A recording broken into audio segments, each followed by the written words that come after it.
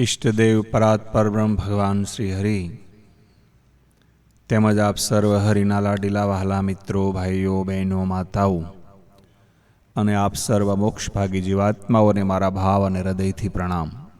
આપણે ચાર દિવસથી કર્મના સિદ્ધાંતની વ્યાખ્યાનમાળા સાંભળી રહ્યા છીએ. તેમાં આપણે આગળ બધા કર્મ કેવી રીતે એમના ફળ મળે એ બધી ચર્ચા વિચારણા કરતાં હવે નિષ્કામ જે કર્મ છે ત્યાં પહોંચ્યા છીએ. તો હવે આપણે વ્યાખ્યાનમાળાની રજૂઆત શરૂ કરીએ. કામના રહિત કરેલા કર્મો સંચિત કર્મમાં જમા થતા નથી. ખરેખર તો દરેક માણસ જે કર્મ કરે તે કોઈ કામનાથી, ઈચ્છાથી, આશાથી પહેરાઈને જ કરે છે. તેમાં એનો કોઈ દોષ નથી. માણસ ફળની આશા, ઈચ્છા, કામના રાખે કે ન રાખે તો પણ કર્મ ફળ આપ્યા સિવાય તો છોડે જ નહીં. એવો કર્મનો અટલ સિદ્ધાંત છે. તો આપણે ઉપર જોઈ ગયા. પરંતુ કેટલાક માણસો કર્મ કરે તે છતાં તેમને તેમના કર્મનું ફળ જોઈતું નથી. આ વાત વિચિત્ર નથી, પરંતુ સાચી છે. માણસ પાપ કરે છે, પરંતુ તેનું ફળ એમને જોઈતું નથી. માણસ ચોરી કરે છે, પણ તેને પોલીસથી પકડાવવું નથી. તેને લાંચ લેવી છે, પણ લાંચ લેતા તેને પકડાવવું નથી. તેનું ફળ, સજા એમને જોઈતી નથી. એટલે એનો અર્થ એવો થાય કે તે નિષ્કામ કર્મ કરે છે. માણસને પાપ કર્મ કરવાની ઈચ્છા થાય છે, પરંતુ તેને ફળ ભોગવવાની જરા પણ ઈચ્છા થતી નથી. તેને તો માત્ર પુણ્ય કર્મનું ફળ જોઈએ છે, પરંતુ પુણ્ય કર્મ તેને કરવું નથી. પુણ્યસ્ય ફલમિચ્છન્તિ પુણ્ય નિચ્છન્તિ માનવા ન પાપ ફલમિચ્છન્તિ પાપ કુવંતી યત્યન્ન. પાપ કર્મ કરનારને તેના ફળની કામના નથી, માટે તે માણસ પાપ કર્મ નિષ્કામ ભાવે કરે છે એવું નથી. નિષ્કામ કર્મ એટલે શાસ્ત્ર વિહીન કર્મ. ધર્મની મર્યાદામાં રહીને અંગત રાગ દેશથી પહેરાય સિવાય, કર્તાપણાના અભિમાન વગર, સમિષ્ટના કલ્યાણ માટે એટલે કે જગતના કલ્યાણ માટે પોતાનો અંગત ફલશ્રુતિ સ્વાર્થ છોડીને જે કરેલું કર્મ તે નિષ્કામ કર્મ છે. આવું ભગવાન શ્રી કૃષ્ણ ગીતામાં આજ્ઞા કરે છે. માં કર્મ ફલ હેતુર્ભ્યું. ફળ મળે તો જ કર્મ કરવું એ ભાવનાથી નહીં, પરંતુ પોતાના ફરજના અંગરૂપે પોતાના આત્મા રાજી થાય તે માટે ભગવાન ભગવત પ્રિયતાર્થ માણસ કર્મ કરે તે જ નિષ્કામ કર્મ. માણસ સવારથી ઉઠે ત્યારથી સુખની ખોજમાં નીકળીને દુઃખ મેળવવા માટે કર્મ કરતો નથી. સતા દુઃખ આવીને ખોળામાં પડે. એટલે સુખ અગર દુઃખ તો પારબ્ધવશતામાં જ માગો કે ન માગો તે આવીને મળવાના જ. ભક્ત નરસિંહ મહેતા કહેશે, સુખ દુઃખ મનમાં ન આણીએ, ઘટ સાથે રે ઘડિયા, ટાળા તે કોઈના નવ ટળે, રઘુનાથના છડિયા. પરંતુ નિષ્કામ ભાવે ભગવત પ્રીતિને અર્થે કરેલા કર્મ સંચિતમાં જમા થતા નથી, અને તે જીવને જન્મ મરણના ચક્કરમાં પણ નાખતા નથી.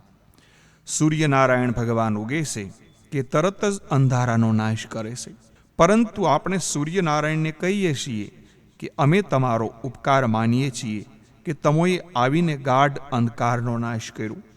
તો સૂર્યનારાયણ એમ જ જવાબ આપે કે મેં અંધકાર જોયો જ નથી, મેં અંધકારનો નાશ કર્યો જ નથી, પરંતુ મારા અસ્તિત્વ માત્રથી જ અંધકાર એની મેળે નાશી જાય છે. અને જો મારા સાનિધ્યમાં અંધકાર ઊભો રહે, ટકી રહે, તો મારું અસ્તિત્વ ના રહે. સૂર્યનારાયણ તો માત્ર સમિષ્ટના કલ્યાણ માટે, જગતને પ્રકાશ અને જીવન માટે કરોડો માઇલથી મુસાફરી કરે છે. તેને માટે કંઈ પણ પગાર મળતો નથી. નિયત સમયની એક પળ પણ મોડા પડતા નથી. પગાર, પેન્શન, ગ્રેજ્યુએટી કશાની એમને કામના નથી. માત્ર સમિષ્ટ એટલે કે જગતના કલ્યાણ માટે કરતાપણાના અભિમાન સિવાય તે કર્મ કરે છે. આ નિષ્કામ કર્મ કહેવાય છે. એક માતા પોતાના નાના બાળકની માવજત કરે છે. આ બાળકને 104 ડિગ્રી તાવ આવ્યો. તેને તેની માં 4 રાતના ઉજાગરા કરે. તમે કહો કે તેને 1000 રૂપિયા આપું તો આ બાળકને ધવરાવીશ નહીં અને માવજત કરીશ નહીં. વળી આ બાળક મોટું થશે ત્યારે તેને પત્ની બંને તેને મારશે અને દુઃખી કરશે, છતાં પણ માં તમારી વાત કબૂલ રાખે નહીં. છોકરો તેને દુઃખી કરે કે સુખી કરે, પરંતુ માં તો નિષ્કામ ભાવે બાળકની માવજત કરે છે. નિષ્કામ કર્મના આવા અનેક દ્રષ્ટાંતો દુનિયામાં છે. મોટો 50,000નો પગારદાર ડિરેક્ટર ઓફ પ્રોહિબિશન દારૂબંધીને જે કામ ન કરી શકે તેવું કામ વગર પગારે હઝરત મોહમ્મદ પૈગંબરે, સ્વામિનારાયણ ભગવાને, મહાત્મા ગાંધીએ કરી બતાવ્યું. જેણે પગાર ખાધો છે તે કામ કરી શક્યા નથી. એણે કામ કર્યું છે તેણે કદી પગાર માગ્યો નથી. મોહમ્મદ પૈગંબરે, જીસસ ક્રાઇસ્ટે, સહજાનંદ સ્વામીએ, મહાત્મા ગાંધીએ સમિષ્ટના કલ્યાણ માટે નિષ્કામ ભાવે જ કામ કર્યા છે. તેને માટે એમણે કોઈ દિવસ પગાર, પ્રમોશન, પેન્શન, ગ્રેજ્યુએટી, હક રજા કે કેજ્યુઅલ રજા કંઈ પણ માગી નથી. નિષ્કામ કર્મયોગ દ્વારા માણસ ક્રિયામાન કર્મ કરીને કંટ્રોલ કરી શકે અને તેને સંચિત કર્મમાં જમા થવા દે નહીં અને એ રીતે જન્મ મરણના ચક્કરમાં ફસાય નહીં. હવે પ્રારબ્ધ કર્મને કેવી રીતે કંટ્રોલ કરવા તે હવે આપણે થોડુંક જાણીએ.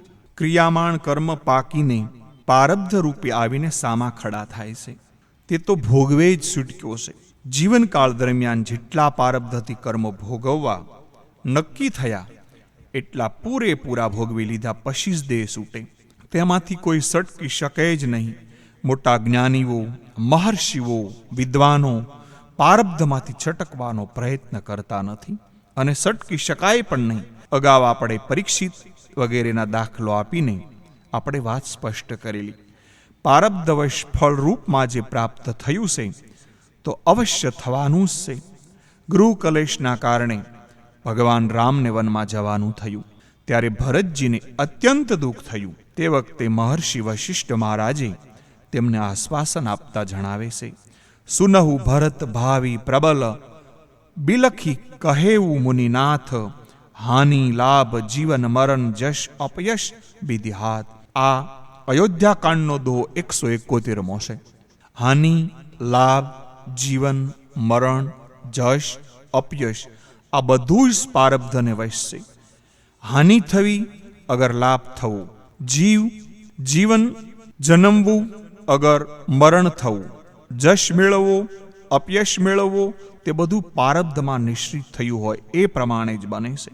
રામાયણનો આખો ઇતિહાસ વાંચી જુઓ તો તેના દરેક પ્રસંગોમાં આ વાત ગોસ્વામીએ ખૂબ જ ખૂબીથી રજૂઆત કરી છે. હાનિ કોઈને થઈ અને લાભ કોઈને થયો તે જુઓ. હાનિ કૌશલ્યાને થઈ. ખુદ ભગવાન રામની માતા કૌશલ્યાને પોતાની વૃદ્ધાવસ્થામાં પોતાના જુવાન દીકરા વહુને યૌવનમાં વનમાં મોકલવા પડ્યા. હાનિ કૌશલ્યાને થઈ અને લાભ શબરીને થયો.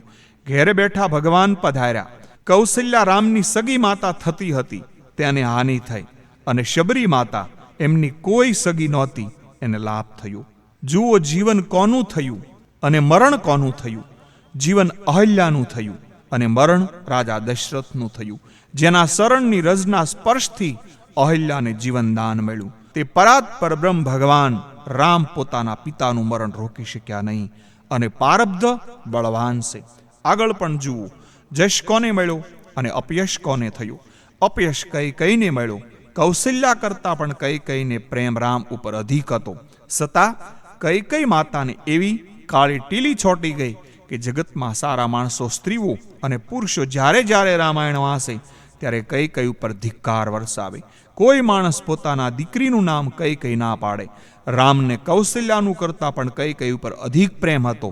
છતાં કૈકેયીને જ અપયશ મળ્યો. કૈકેયીનું આત્મબળ એટલું બધું જોરદાર હતું કે ભગવાન રામે પોતાના રાક્ષસ કુળમાં સહાર માટે જે નાટક ભજવવાનું હતું તેમાં વિલન એટલે કે ખલનાયકનો પાઠ ભણાવવા એટલે કે વિલનનો પાઠ ભજવવા માટે કૈકેયી માતાને પસંદ કર્યા. ઘણાય અપવાદ નિંદા સહન કર્યા, રંડાપો વોર્યો, છતાં પણ કૈકેયીએ પોતાના જ પાત્ર ભજવવાનું હતું તે બરાબર મક્કમતાપૂર્વક ભજવી બતાવ્યું. કૌશલ્યા વગર સુમિત્રાને પણ ખલનાયકનો પાઠ ભજવવાનું સોંપ્યું હોત તો તેઓ લોકોના અપવાદ, નિંદા, રંડાપાની કાળી ટીલી કલ્પાનમાંથી ધ્રુજી ઉઠત અને ફસકી પણ જાત.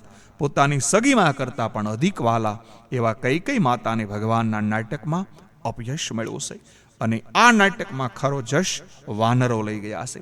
રાવણની સાથે યુદ્ધ કરતી વખતે અયોધ્યાની મિલિટરીની એક બેલેટિયન કામમાં ન આવી. વાનરોનું લશ્કર રામ જેવા રામને રાવણ સાથેના યુદ્ધમાં જીતાડવાનો યશ લઈ ગયું. માટે મુનિ વશિષ્ઠ કહે છે, હાનિ લાભ જીવન મરણ જશ અપયશ વિધિ હાથ. પારબ્ધમાં જે હાનિ લાભ જીવન મરણ નક્કી થાય તે કોઈ મિથ્યા કરી શકતું નથી. જીવનના શેતરંજમાં જીવ માત્ર પ્યાદા હશે. જગતના નાટકમાં પરમાત્મા દરેક જીવને તેના પારબ્ધવાદ જે પાઠ ભણાવે છે એ પ્રમાણે જીવને પારબ્ધ ભોગવવાનો પાઠ ભજવાનો જ હોય છે. ઘણાય માણસો જ્યોતિષનો આશરો લઈ પારબ્ધ જાણવા પ્રયત્ન કરે છે. પારબ્ધને અગાઉથી જ કદાચ જાણીએ તો પણ પારબ્ધ છોડે નહીં. જ્યોતિષશાસ્ત્ર છે તે 1+1 2 જેવું સ્પષ્ટ ગણિત શાસ્ત્ર છે. જ્યોતિષશાસ્ત્ર તદ્દન સાસુ શાસ્ત્ર છે, પરંતુ તેને જોનારા ઘણે ભાગે જૂઠા હોય છે, ધંધાદારી કરે છે, એટલે જ્યોતિષશાસ્ત્રો વગોવાઈ ગયું છે. પારબ્ધવશ ફળ રૂપમાં જે પ્રાપ્ત થવાનું હોય તે અવશ્ય થવાનું જ છે. તેમાં નિમિત્ત 3 થઈ શકે. પહેલું સ્વેચ્છા, બીજું પરેચ્છા અને ત્રીજું અનિચ્છા. હવે આપણે સ્વેચ્છાકૃત ફળ ભોગવવા એમની ઉપર 2 મિનિટ વાત કરીએ. કોઈ ફળ ભોગને માટે કોઈ કર્મ તમારી પોતાની ઈચ્છાથી બની જાય તે સ્વેચ્છાકૃત ફળ ભોગવાય. જેમ કે આગમાં હાથ નાખવાની ઈચ્છા થવાથી હાથ અગ્નિમાં નાખવો અને તેમાંથી દાજવું તે સ્વેચ્છાકૃત ફળ ભોગવાનું કહેવાય. કોઈ પારબ્ધ ફળભોગ પરેચ્છાકૃત બીજાની ઈચ્છાથી થાય છે. દાખલા તરીકે માણસને આપણું સારું અગર બુરું કરવાની ઈચ્છા થાય અને તે ઈચ્છાને વશ થઈને આપણું સારું અગર બુરું કરે, તેનું આપણને સારું અગર બુરું ફળ ભોગવવું પડે.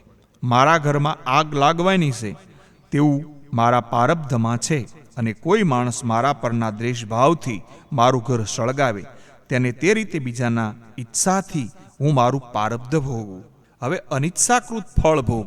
પારબ્ધ તો ભોગવવું જ પડે, પરંતુ તે ફળ ભોગવવાની આપણી ઈચ્છા ન હોવા છતાં અનિચ્છાએ પણ આપણે ફળ ભોગવવું જ પડે. દાખલા તરીકે અકસ્માત કોઈ ઝાડ અગર મકાન આપણી ઉપર તૂટી પડે, અગર તો આપણે સલામત જગ્યાએ ફૂટપાથ ઉપર ઊભા હોઈએ, છતાં મોટર ડ્રાઈવરના ભૂલથી બ્રેક અકસ્માતમાં ફેલ જવાયથી મોટર ફૂટપાથ પર સડી જાય અને આપણને ઘાયલ કરી નાખે.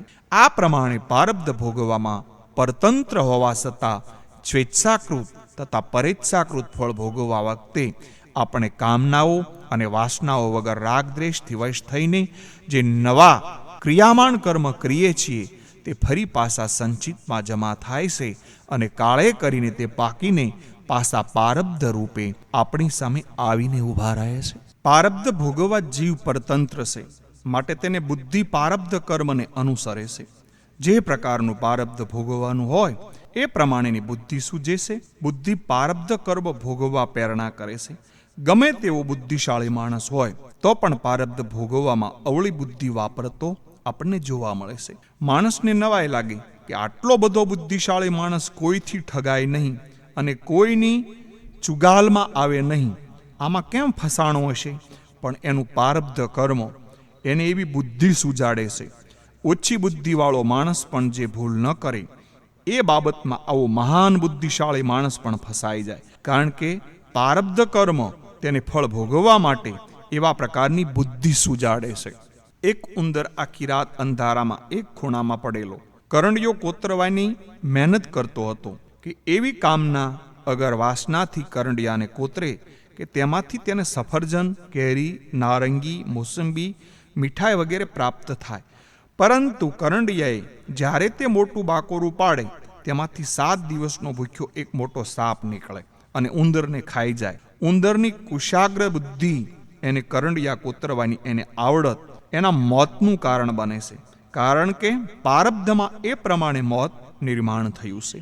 ભૂખ્યા સાપને આ પ્રમાણે ખોરાક પ્રાપ્ત કરવાનું પારબ્ધ નિર્માણ થયેલું, જેને તેને વિના પ્રયાસે મળી જાય છે. એક મકોડાનું પારબ્ધ મોટર તળે સગદાએ મરી જવાનું નિર્માણ થયેલું હોય તો તે મકોડો જ્યારે સડક ઉપરથી પસાર થતો હોય ત્યારે મોટર સામેથી આવતી દેખે તરત જ તે પોતાના બચાવ કરવાના પ્રયત્ન ઈચ્છાથી ઘસમસતો દોડતો મોટરના પૈડા તરફ જ દોડે અને સગદાઈ જાય. બસવાની ઈચ્છાથી કરેલું પુરુષાર્થ તેના પારબ્ધ અનુસાર એની બુદ્ધિ તેને મોટરના પૈડા તરફ જ દોટ મુકાવે.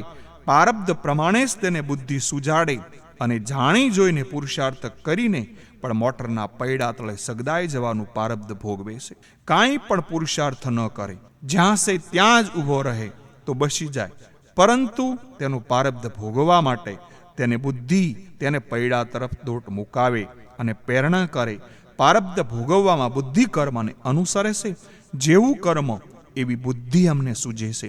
એટલા માટે જ તુલસીદાસજીએ રામાયણમાં પણ લખ્યું છે, તુલસી જૈસી ભવિત્વેતા તૈસી મિલતી સહાય, આપનું આવી તાહી પાહી તાહી તહાં લઈ જાય. જે બનવા કાળ હોય ત્યાં તમારું કર્મ કાં તો તમને ઘસડતા ઘસડતા લઈ જાય, અગર તો તે ઘસડાતું તમારી સામે આવે અને ગમે તેમ કરીને તમને પારબ્ધ ફળ ભોગવવામાં ત્યારે જ તમારી ચાલ છોડે છે. પારબ્ધ ભોગવવામાં ભલભલા જ્ઞાની અને મહાન બુદ્ધિશાળીની બુદ્ધિ પણ અવળી ફરી જાય છે.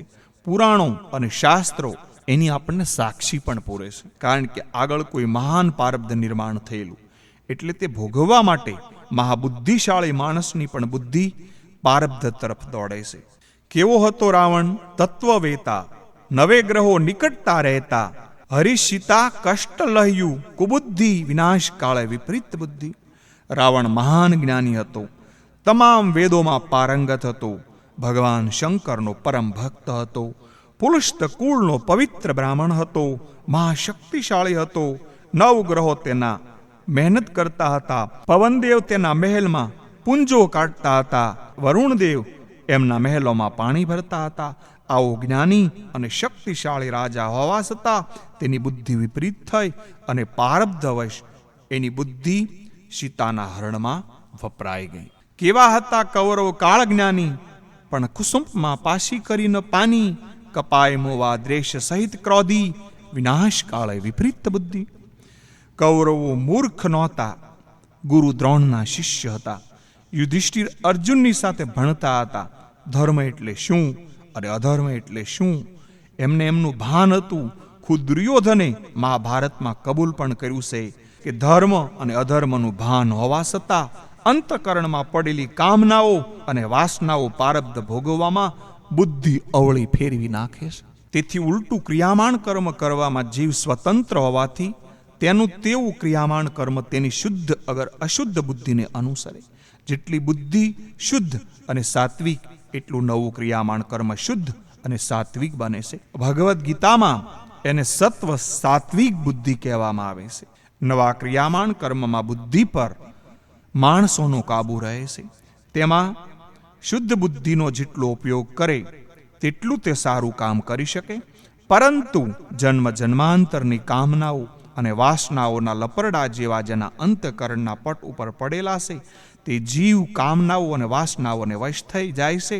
તેને બુદ્ધિ તેને નવા ખોટા ક્રિયામાણ કર્મ કરાવે છે, જે ભવિષ્યમાં પારબ્ધ થઈને તેની સામે આવે છે. આ માણસ પોતાની કામનાઓ અને વાસનાઓ પર જો બરાબર કાબુ રાખે, જેના હાથની વાત છે તેને કાબુ રાખવા અને પરમાત્માએ સ્વતંત્રતા આપેલી છે, તો તેની બુદ્ધિ શુદ્ધ બુદ્ધિ એટલે કે વિશુદ્ધ સાત્વિક, અને તે કુકર્મ કરતા તેને અટકાવે અને ધર્મ ન્યાય નીતિથી વર્તમાન કરાવે છે. પારબ્ધ ભોગવવા કર્મ એવી બુદ્ધિ થાય, અને પારબ્ધ ક્રિયામાણ કર્મમાં જેવું બુદ્ધિ તેવું કર્મ થાય. અને પારબ્ધ ભોગવવા બુદ્ધિ પૂર્વકૃત કર્મના કયામાં રહીને વર્તે, જ્યારે નવા ક્રિયામાણ કર્મમાં કર્મ બુદ્ધિના કયામાં રહીને બને છે.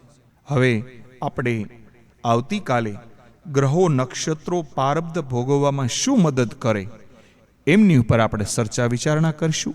આજે અહીંયા આપણે કર્મના સિદ્ધાંતને આપણો સમય પૂરો થયો છે. તો વાલા મિત્રો, આપ સર્વને મારા ભાવ અને હૃદયથી આપ સર્વને મારા કોટી કોટી પ્રણામ. અસ્તુ. જય શ્રી કૃષ્ણ.